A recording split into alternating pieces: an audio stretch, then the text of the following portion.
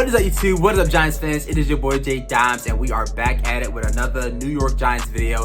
Back at it with another New York Giants banger. And if you're not done so yet, make sure you go ahead and leave a like, make sure you go ahead and comment, and make sure you go ahead and hit that subscribe button if you love Giants football. Now, in this video, I wanted to talk about what do the mock draft experts, or the draft experts rather, have the Giants doing in the first round of the NFL draft. The first wave of free agency is out. You know what I'm saying? Right now, we're looking towards the NFL draft. Now, signings could always happen. Signings are going to still be happening. But as of right now, let's just take a look and let's break down what do these draft experts have the Giants doing next month in April at the NFL draft. Let's hop right into this one.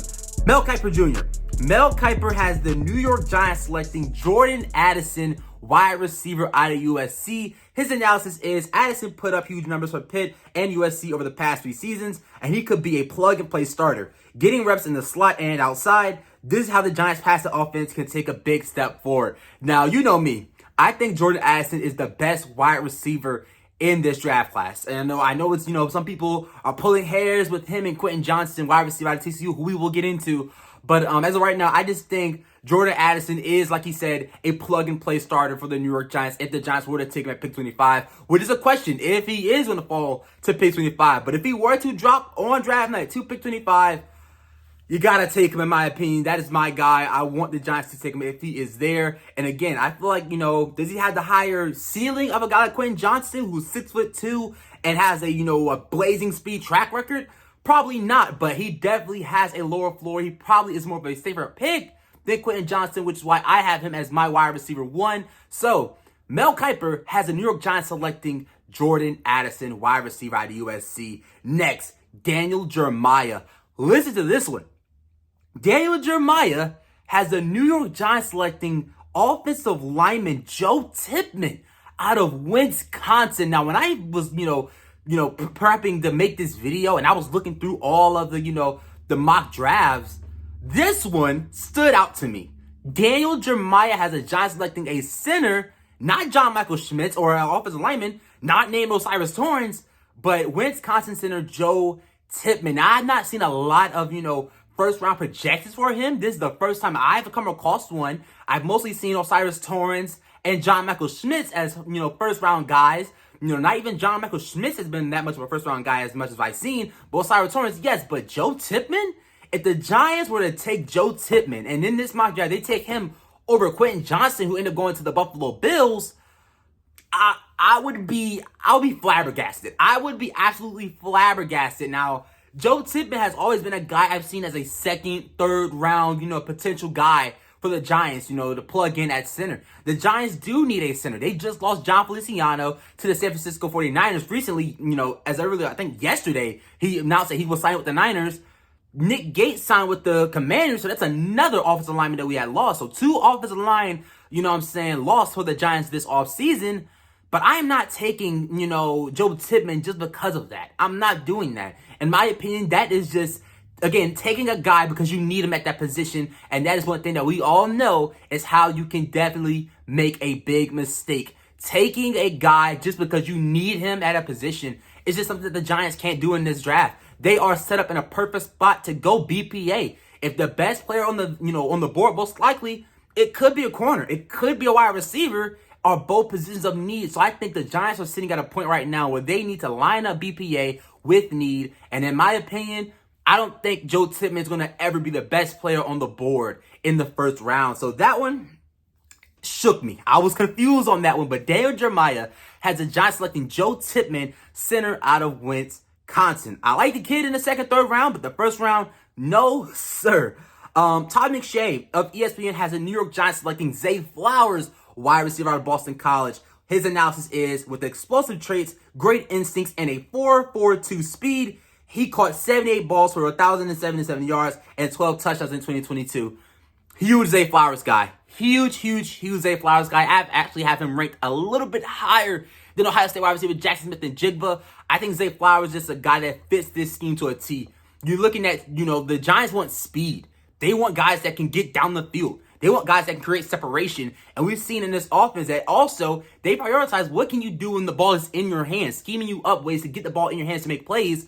Zay Flowers fits that perfectly. I am a huge Zay Flowers guy. My last mock draft, pre-combine and pre-free agency, I did have the Giants selecting Zay Flowers with the 25th overall pick. So, if Zay Flowers is there, give him to me. Give him to me. He is my third-ranked wide receiver, you know what I'm saying, in the 2023 NFL draft class. But let's get on to the next one. Matt Miller of ESPN has the New York Giants selecting another wide receiver. You're starting to see a little trend here, but it's not anyone's that we have really seen a lot of. It's wide receiver Jalin Hyatt out of Tennessee. Now, his analysis is Hyatt exploded onto the scene in Tennessee's vertical tempo offense, catching 67 passes for 1,267 yards and 15 touchdowns, all while averaging a clean 18.9 yards per catch. He's a certified deep threat, with one area scout telling me at the Senior Bowl that he'll likely run in the low 4.3 second range in the 40-yard dash. Now, when we're looking at that, Jalin Hyatt to me is a guy that if the Giants do take him, am I going to be the most excited? Probably not.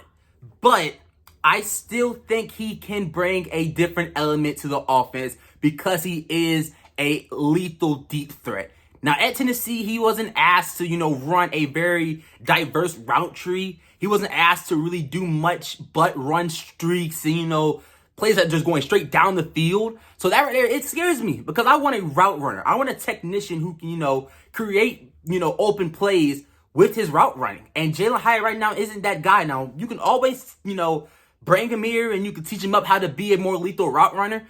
But that's what made Jalen Waddle coming out of Alabama so lethal, is because he was not just a blazing speed runner, not just a freaking track player on the football field, but he also had the route running, which made him even more deadly, which we've seen him use very, very, very effectively in his first 2 seasons of the NFL or of his career. So Jalin Hyatt to me, I'm okay with it.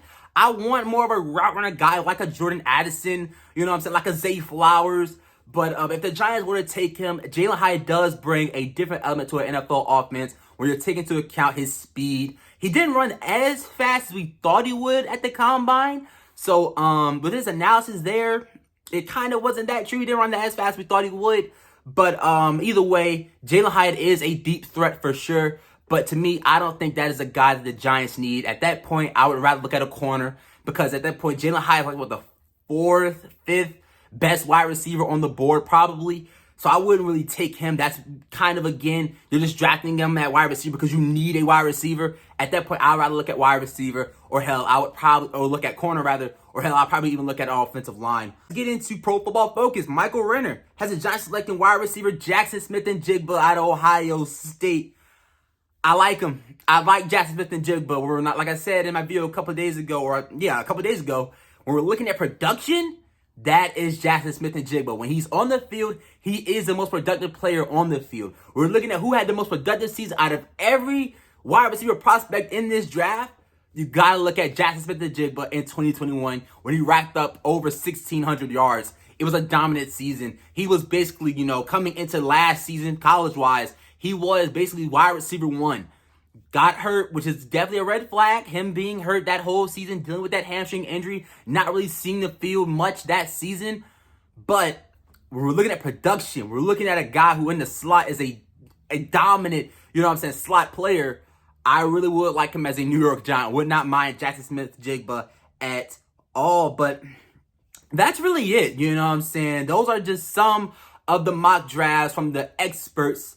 That's what they have the Giants doing as of right now after free agency. But leave down below in the comment section. Who do you have the Giants selecting at pick 25 after free agency? Now, of course, the Giants can still go out and make moves. They're standing around, I think, $3 million in cap space.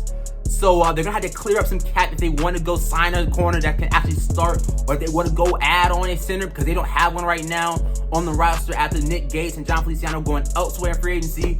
But like I said, leave that up in the comment section. Who do you have the Giants taking as of right now at pick 25? I want to get active in the comment section. I want to talk about it and debate about it. But that's really it. If you enjoyed this video, make sure you go ahead and leave a like, make sure you comment, and make sure you go ahead and hit that subscribe button. And until then, it's been your boy Jay Dimes. We are out.